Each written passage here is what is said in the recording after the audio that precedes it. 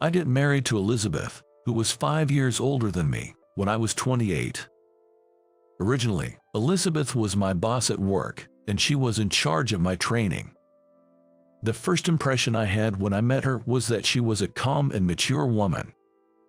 Elizabeth was beautiful and slender, and she was popular among the male staff at work. I fell in love with her at first sight, and, uncharacteristically for my usually timid self, I pursued her desperately, and after dating for 2 years, we became husband and wife. After we got married, Elizabeth quit her job to become a housewife, but just like how she efficiently handled her work, she also managed household tasks perfectly.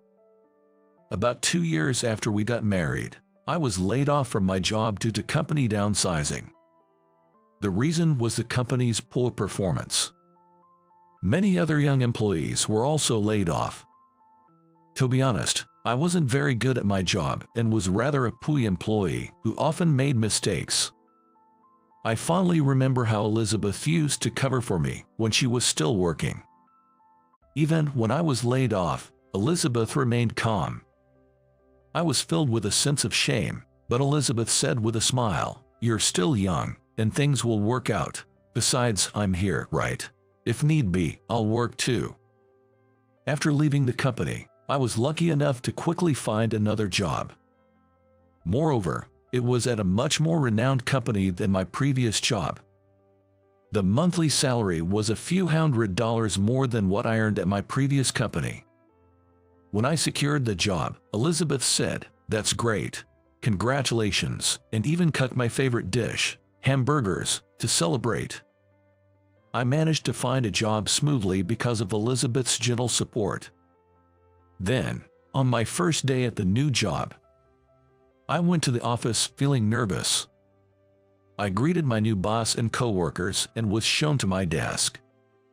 Next to me was a woman older than me with a somewhat stern demeanor, named Susan, who said in a matter-of-fact tone, "I'm Susan, the manager of this product department. Nice to meet you." I nervously replied, nice to meet you too." From then on, I began training under her, starting with simple clerical work, which was difficult to learn as I was not very good at getting the point across. Because of this, I kept causing trouble at work and was openly distanced by other employees. While eating lunch alone in the cafeteria, I overheard a female colleague looking down on me saying, "That new guy, despite his age, seems totally incapable at work. Poor Susan." Additionally, a coworker my age mocked me, saying, "You're a high school graduate, right? That's why you're slow to catch on." All the regular employees at this company were graduates of top universities.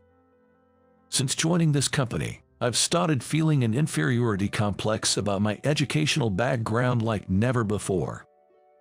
And the hardest part was Susan's harsh attitude towards me. At first, Susan was rather aloof, but she would say, "Well, it can't be helped," as she taught me the work. However, after a month, when I asked questions, she would say, "Didn't I teach you this before? You're not new to the workforce, so you should be able to figure this out on your own," and she stopped teaching me. Even when I said good morning upon arriving, she would only glance at me without returning to greeting.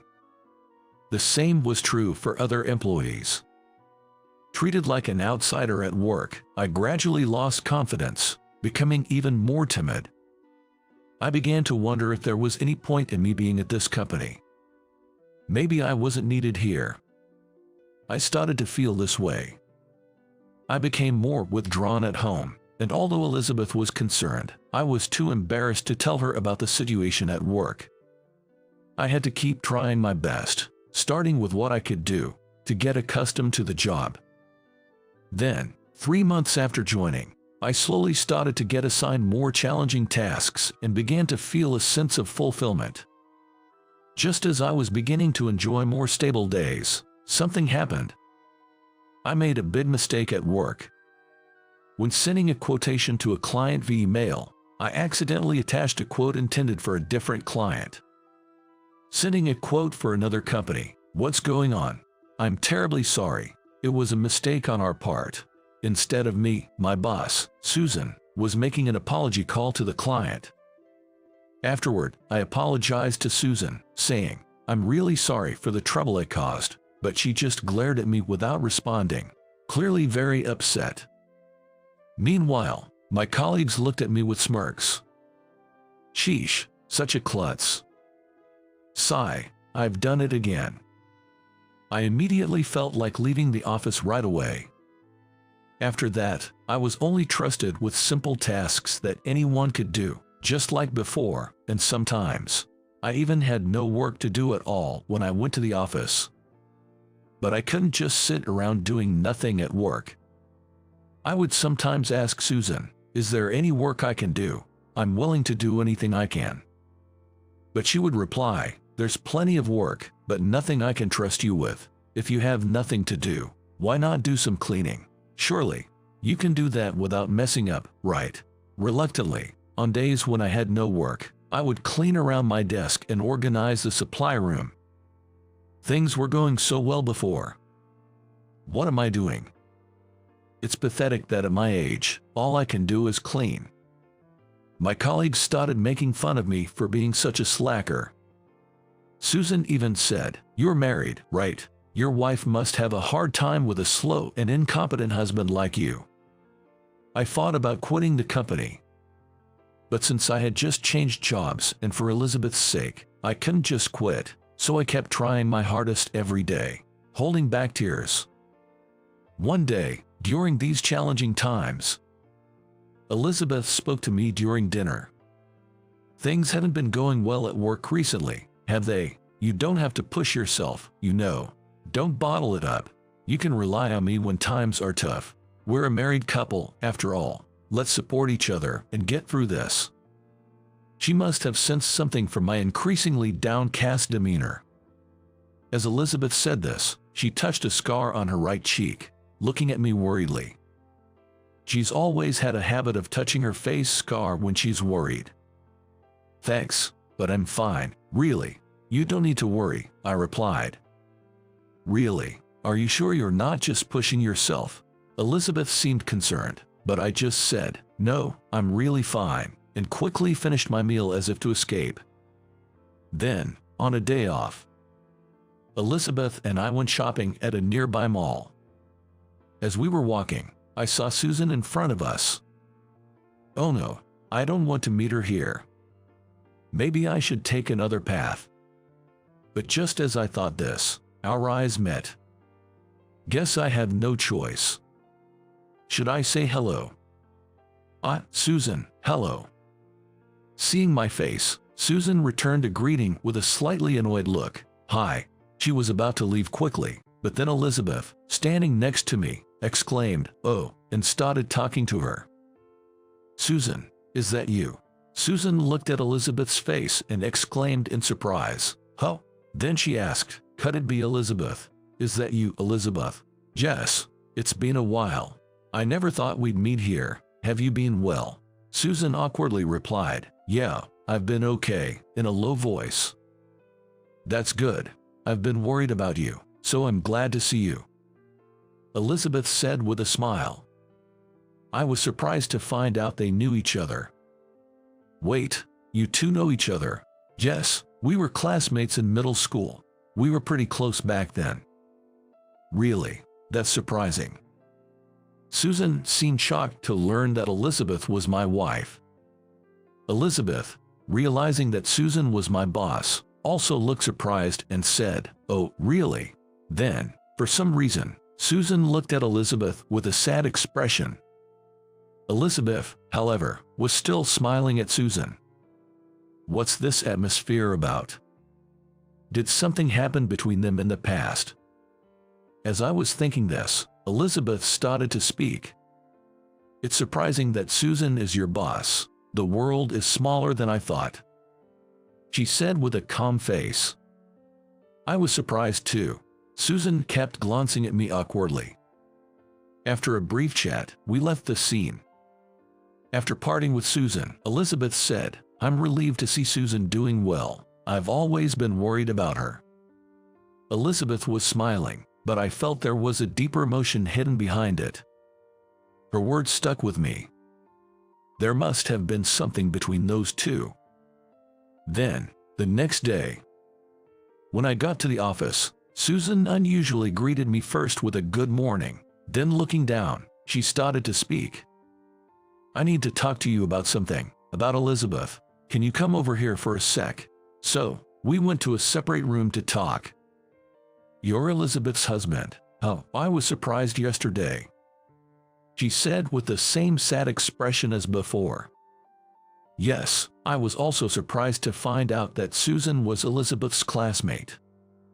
Then Susan, after being silent for a while, told me an astonishing story. Actually, it was a story from when Susan was in middle school. She had been bullied by her classmates. It was quite severe.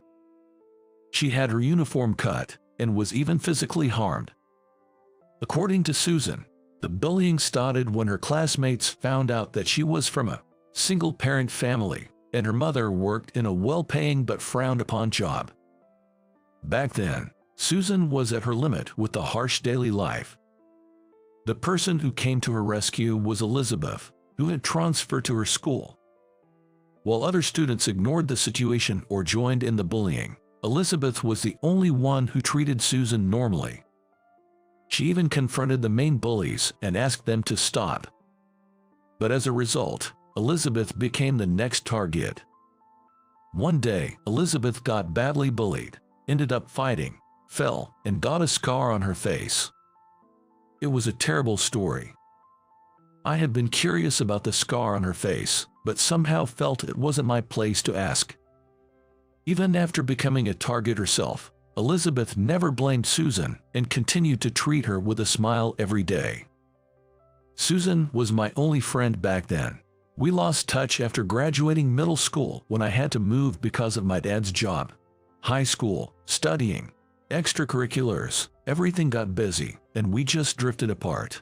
Back then, they didn't have cell phones, so gradually they lost contact. But Susan always felt guilty towards Elizabeth, and that hasn't changed even now.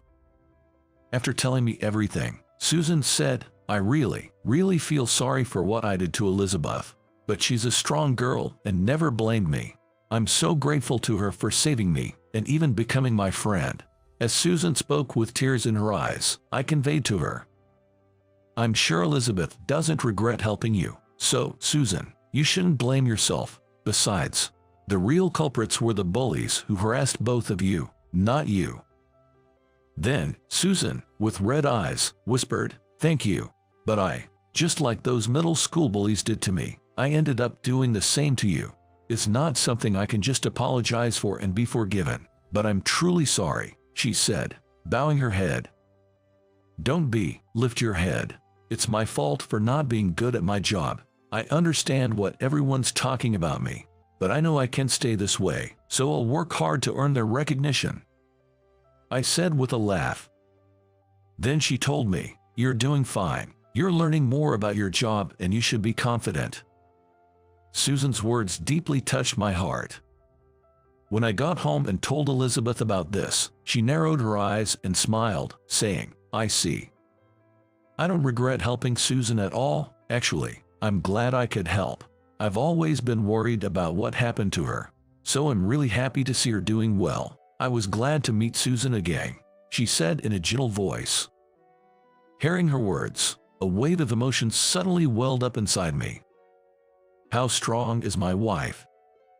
I'm truly proud to have such a wife. I will continue to cherish Elizabeth going forward. Suddenly, I felt this very strongly. From then on, I started to take my work more seriously than ever. Up until now, I lacked confidence and was always nervous, leading to mistakes and being underestimated by colleagues and clients. So, I decided to be more confident and assertive. Of course, there were still many employees who looked down on me. But Susan seemed to have had a change of heart. She was still strict about work, but started to explain things I didn't understand more kindly, and entrusted me with more tasks. I made fewer mistakes and managed to handle projects with clients better, feeling like I was improving. Susan even praised me to others, saying I was doing well. and gradually the other employees stopped ridiculing me.